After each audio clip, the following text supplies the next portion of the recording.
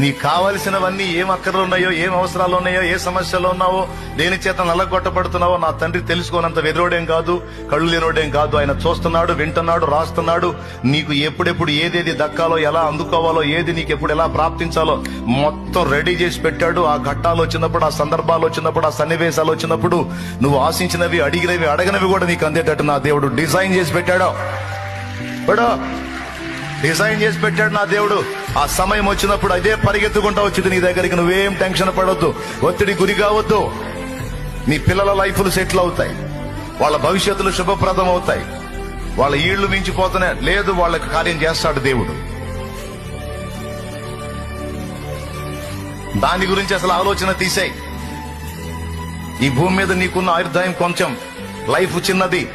ఇక్కడ నుంచి నువ్వు తీయబడతావు, ఎప్పుడు తీయబడతావో తెలియదు. ఈ తీయబడే లోపు నేను ఎంతవరకు దేవుని పని చేయగలను, ఫలించగలను అనే రందితో నువ్వు కష్టపడాలి.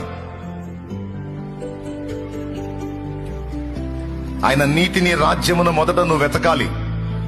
నేను చెప్తున్నా, దేవుడు ఒక వాగ్దానం చేశాడు, మర్చిపోవద్దు. దేవుడు ఒక మాట ఇచ్చాడు.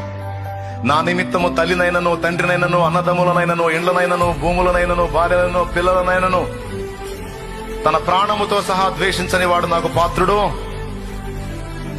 అంతేకాదు, నా నిమిత్తం వాటిని కోల్పోయిన వాడు ఇహమందును